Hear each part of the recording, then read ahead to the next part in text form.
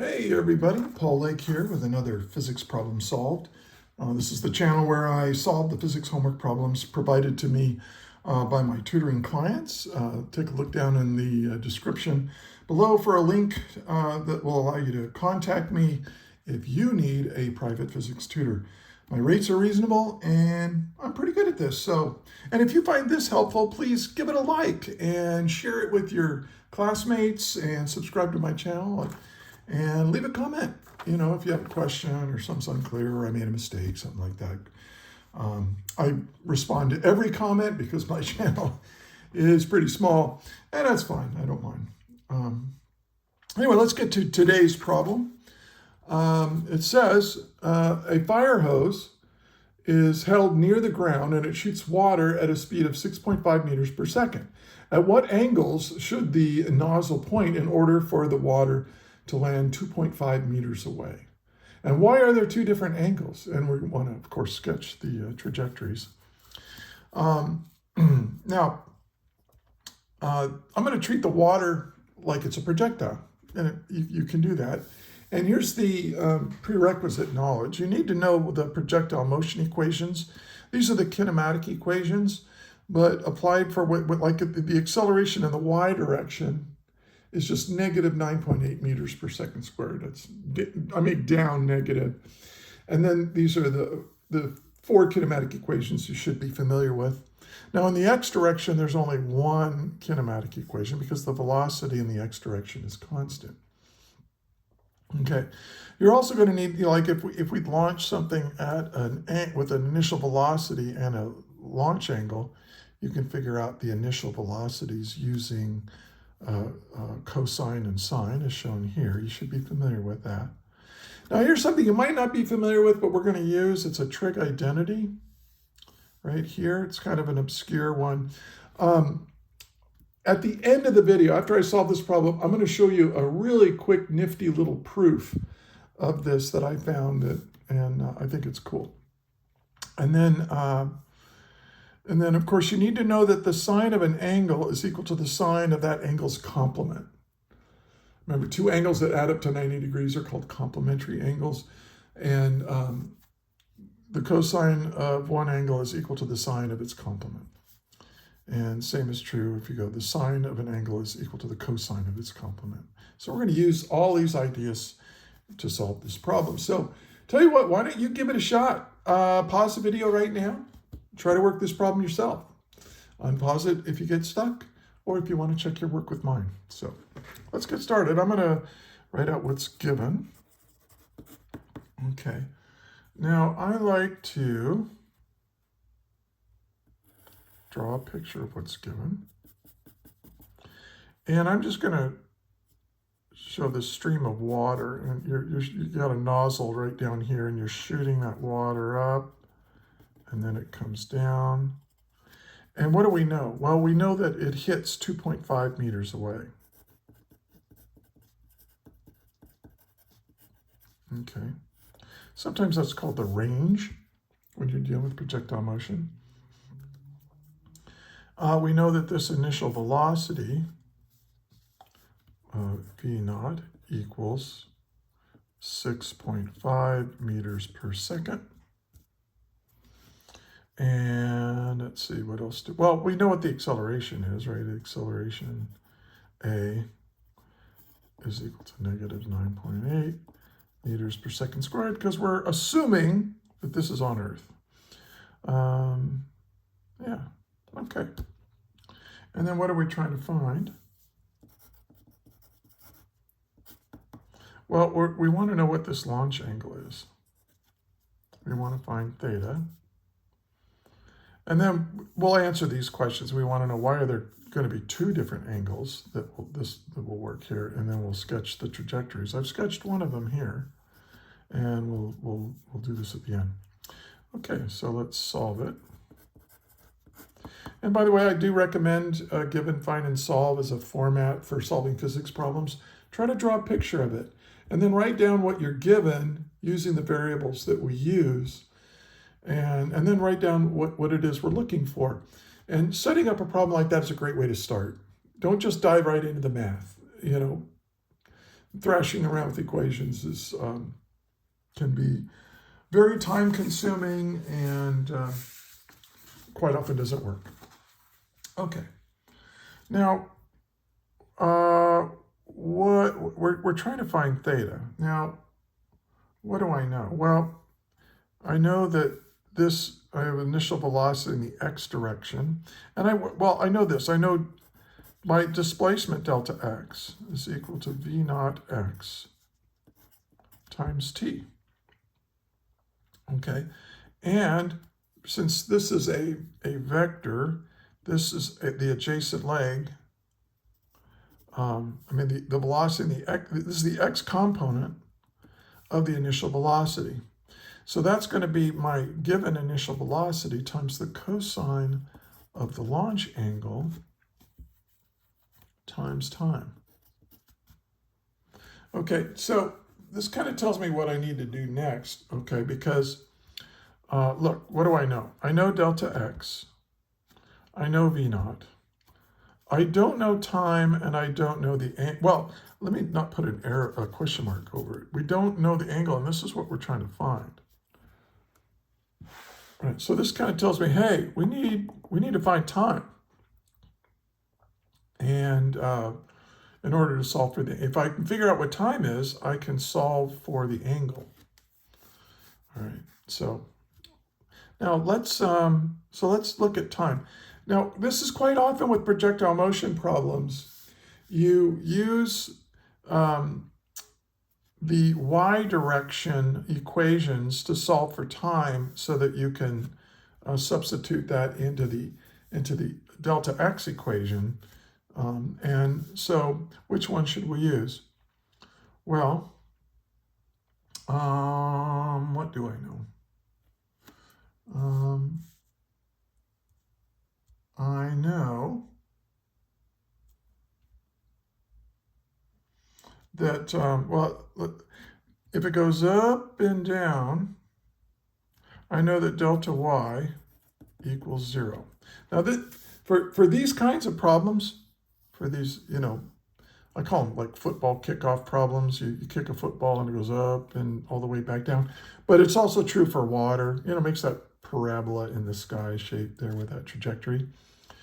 If you start at the bottom and you end at the bottom, you can always write down delta y right here is equal to 0, right? Because it starts at this y and it ends at the same y, the same height above the ground.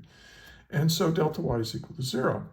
So I can almost always use this equation for this. So I'm going to say, all right, well, let's say delta y equals v naught y times t plus 1/2 a in the y times t squared. Okay. Well, I know this is equal to 0, which means I can now solve for time. And I'll do that first by dividing both sides by time. And I get v naught y, the initial velocity in the y direction, plus half the acceleration in the y direction times time, right? To the time canceled out the time squared, leaving just one power of time here, and then 0 divided by time is still 0. And now we're going to solve for time. So I'm going to say that time, well, I'm going to subtract this to the other side. I'm going to multiply times 2, and I'm going to divide by the acceleration in the y direction. And now don't be bothered by this negative, because this acceleration in the y direction is also negative, right? So you can have a negative divided by negative, so you'll end up with a positive time. But we don't know what v naught y is. But we can express it in terms of the angle, the launch angle, because the y component is equal to the hypotenuse times the sine of the angle, right? So I can substitute that in negative. I'm going to put the 2 in front. And then I'm going to say v naught sine theta over acceleration in the y direction. Now this is an expression for time that I can place in here. So let's come back out and take a look at delta x equals v naught cosine theta times time. And time is negative 2 v naught sine theta over a sub y. Okay. And now we're almost there. We're almost there. I'm going to clean this up a little bit. I'm going to let, because I want this to be compatible with what you're reading in textbooks and so on. So let's let a sub y equals negative g. Negative because it's down, and g is the magnitude of the gravity field, 9.8 meters per second squared, acceleration of gravity. So, and I'm going to rearrange this. So I'm going to say delta x is equal to 2. Now, we've got v naught times v naught. That's v naught squared, the initial velocity squared. And then we have cosine theta times sine theta.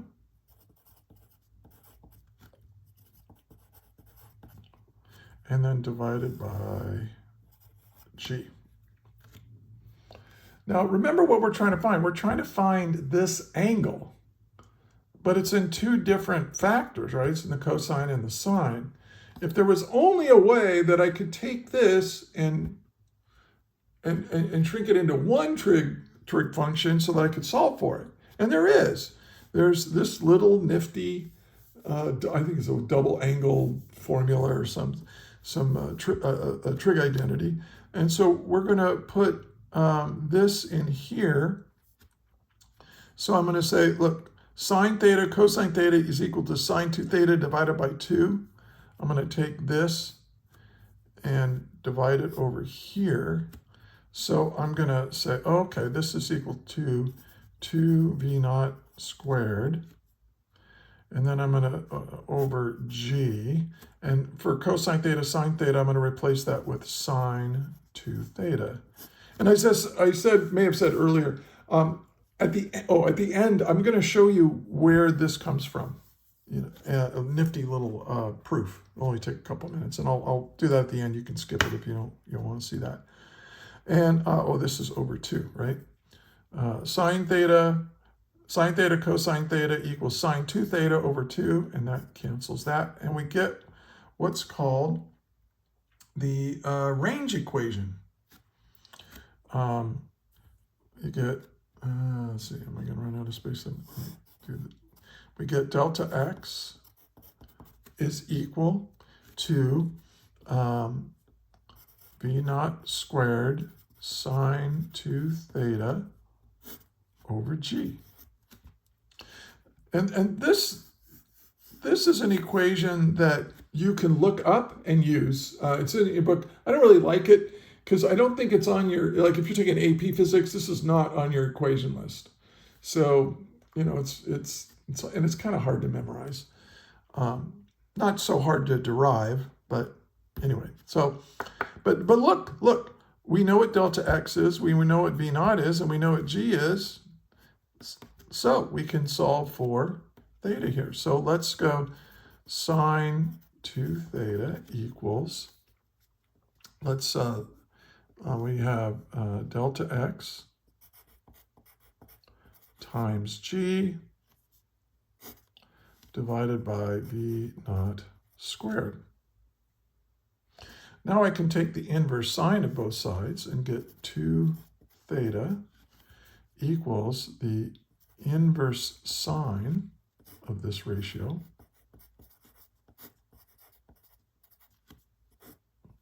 And then, of course, I just need to divide it by 2. I'll just multiply by 1/2. Okay, so now we can plug in our values and get our answer. Yeah, I'll continue down this path here. So theta is equal to the 1/2 the inverse sine of delta x. Well, they gave us that as 2.5 meters. And then g is 9.8 meters per second squared, right? Divided by v naught squared. V naught is 6.5 meters, and then we got meters per second, I should say. And we got to remember to square that. So the square seconds cancels the square second. The square meter cancels with, oh, we got meters times meters. We got square meters. So this is dimensionless. I should put all that in parentheses. And you have to do that. When you take the inverse sine of something, that something has to be dimensionless, or it doesn't make any sense. So make sure that the units all cancel out. So second squared cancels second squared. Meter times meters cancels the meters squared. So we're good. And then you plug all that into a calculator, and I got, well, you know what, I'm just going to do it. So let's clear the calculator. And so you go, okay, so 0.5 times the inverse sine of 2.5 times 9.8 divided by 6.5 squared, close parentheses, equals. And it gives me 17.7 degrees. And that's one of the launch angles. That's a pretty shallow angle, isn't it? That's not what I drew here. But this is one of my answers. Now, one of the things, but it says, well, I'm just going to tell you, there's two answers for this. And here's why. Let's go back to this right here. Remember that the cosine theta is equal to the sine, well, let me write it a little more rigorously. Cosine theta sine theta, which I have here, is equal to, well, cosine theta is equal to the sine of 90 minus theta.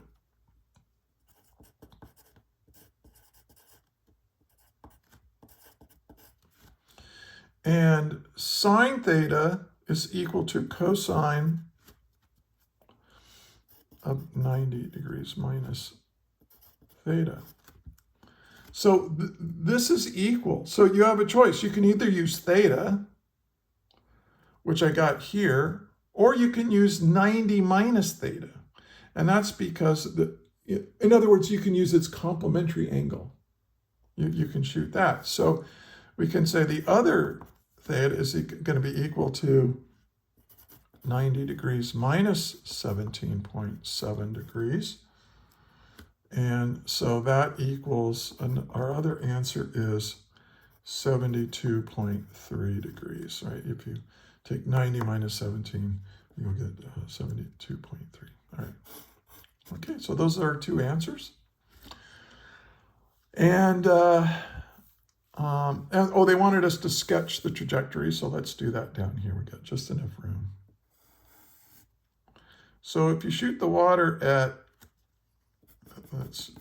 this is delta x equals 2.5 meters. So if you shoot it at this really shallow angle, the water is going to go boonk, like that, very shallow. But if you shoot it, so that's 17, so this would be 17 up here. But if you shoot it like this, the water goes, and it comes back down. It even makes that sound, right? Now, so if you want to shoot water at something, or throw a snowball at something, or maybe shoot an artillery shell at somebody who's trying to kill you, I guess, you can make these. You can do this. This will be really quick. But this, what if there's a like a boundary or something, you can hit the same spot and go over. But this takes a lot more time. So this takes less time, this takes more time, but you'll get it. So this is 17.7 degrees, and this is 72.3 degrees. Okay, and that's how you solve this problem, and that's what's going on. So it's kind of tricky, a little bit tricky. Now I was going to say this. Why does 2 sine theta cosine theta equal sine 2 theta? Why is this true? Well, I looked it up, and and there's all these proofs for this trig identity, but most of them involve other trig identities that are equally obscure. So that's not very satisfying. But I found a really cool little proof, and I was primarily a physics teacher, not a math teacher, but math is really, really neat. So now I'm not going to write it out. I've already got it written out here. But so imagine I got a triangle, and this side is 1, and this side is 1. And this is angle theta, and this is angle theta. So I think that would make this an isosceles triangle, right?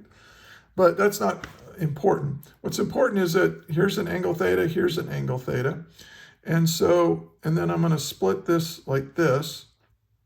Now, the hypotenuse is 1. Okay, so before we get to that, recall that, cosine theta is adjacent over hypotenuse. Sine theta is opposite over hypotenuse. Well, my hypotenuse here is 1. So, and I'm going to say, okay, what is the area? And the area of a triangle is 1/2 the base times the height. So I'm going to use this area. Let's figure out the area of this guy. I'm going to call this A1. It's the area of this half of the triangle. It's 1/2 the base. Well, what is the base? The base is this right here. And this is sine theta. This distance. Well, it's the hypotenuse 1 times sine theta is the opposite leg of this triangle right here. So here's my angle. Here's my opposite leg. Okay, the opposite leg of a right triangle, and these have got to be 90 degrees down here.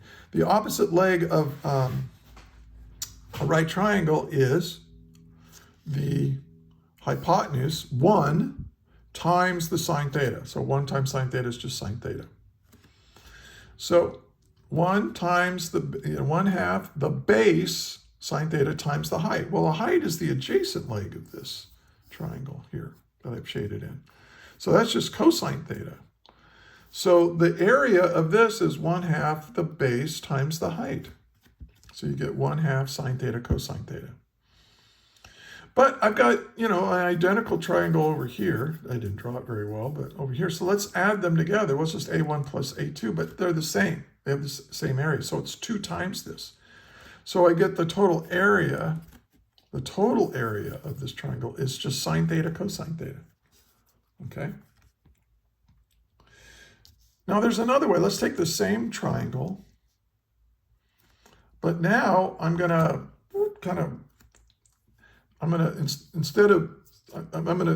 see this angle right here is 2 theta. Well, I'm gonna make this 2 theta up here, and I'm gonna say, okay, this is 1 and this is 1, and then I'm gonna draw a perpendicular line from here. It's perpendicular here, and it goes to this vertex over here. Well, let's take a look at the whole triangle now. The whole triangle is, the area of it is base. Here's the base. And then I'm going to make this dashed line the height. So 1/2 the base. Now 1/2 the base, this base right here is 1. And what is this height? Well, notice that this is a right triangle right here. This part that's shaded in is a right triangle. And this is the opposite leg from my angle. And this angle is the 2 theta. And so this is the hypotenuse, which is 1, times the sine of the angle. So 1 times sine 2 theta is sine 2 theta. So the area is equal to 1/2 of 1 times sine 2 theta. Well, this is the area of the triangle, but this is the same triangle. It equals this. So therefore, sine theta cosine theta is equal to 1/2 sine 2 theta. And then just bring the 2 over here, and we proved it. And we didn't even need any other trig identities. We just needed sine, cosine, and the area of triangles. That's beautiful. That's elegant. So anyway, hope you enjoyed that. I enjoyed it. So anyway, hey, be cool. If you like this video, please give it a thumbs up. If you have questions, ask them in the comments. If I made a mistake, do the same. And look out for more videos from me. And, share it with your fellow students. And if you're a student, subscribe to the channel. I'll make more.